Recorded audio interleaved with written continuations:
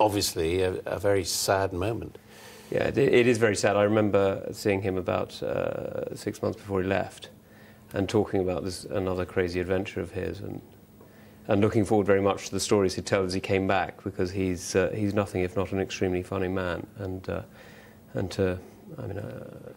I know many of his friends will be missing those stories now. He was trying to emulate the Shackleton expedition, which of course was a heroic failure, didn't make it.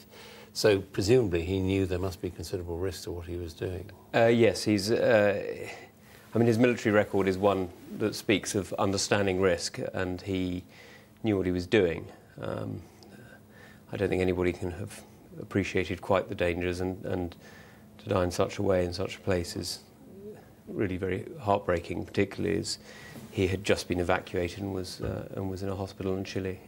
And we had that final broadcast from him when he talked about that summit being just out of reach. Now, heartbreakingly poignant to listen to, and particularly for those who knew him. Yes, I mean, I think that's absolutely right. He's a man who has never backed away from a challenge, and when I met him in Afghanistan, it was as many of your listeners will know, or viewers will know, military relationships are often very short but very intense, and we worked together for a number of months in those early days before the main British forces arrived in Helmand.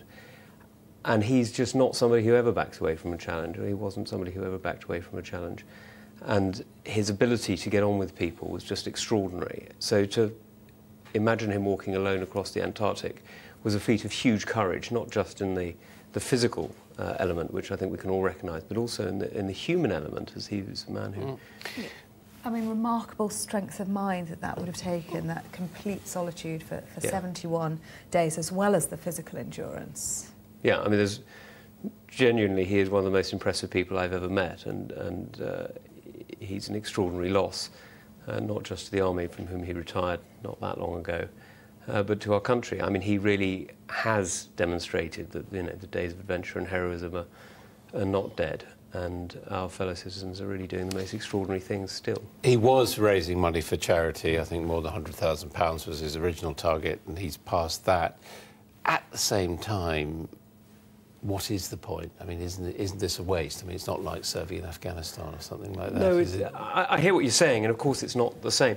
But no, it's not a waste. I mean, I think you've got to look at the spirit of adventure that he embodied and encapsulated as part of a theme for striving for what is always better, always further, that is part of the human need.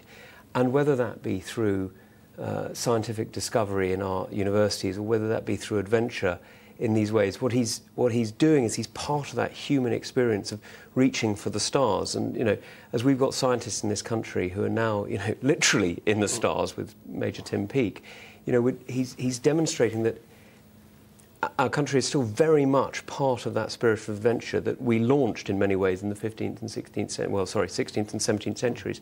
And that opportunity to reach for what is greater than ourselves is what makes us that much more human. Even when you do it, in a sense, artificially, I mean, you do have the option of having food drops when you try and cross the Antarctic, but he decided he wasn't going to do that. He was going to drag his sledge with him. You do, but demonstrating the strength of the human spirit as well as the human body is about pushing it that much further. And there are many things that one could accuse Henry of, but selfishness is not one. It really isn't. He consistently gave more of himself than I think I've seen other people give in years. And he was trying to complete the unfinished journey of Sir Ernest Shackleton, but there was also a financial aim, a financial legacy that he wanted to leave, wasn't there?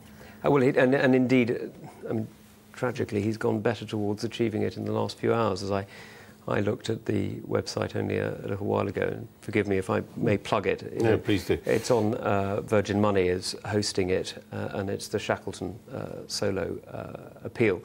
And he's now hit 130-something thousand, and I very much hope, I mean, it's a sad legacy, but I very much hope that he will do significantly better than that. Difficult question, but I mean, what sort of man was he to you? He was incredibly disrespectful, incredibly funny, a brilliant soldier. I mean, really brilliant soldier. Really, his men loved him. I mean, absolutely adored him. And hugely personally courageous. I mean, when I met him in Afghanistan, he was pretty much on his own. Do you remember when we were in Afghanistan, the first major British deployment was about 3,000 forces. What you may not know is before the troops arrived, there was a platoon of Gurkhas and Henry. That's it.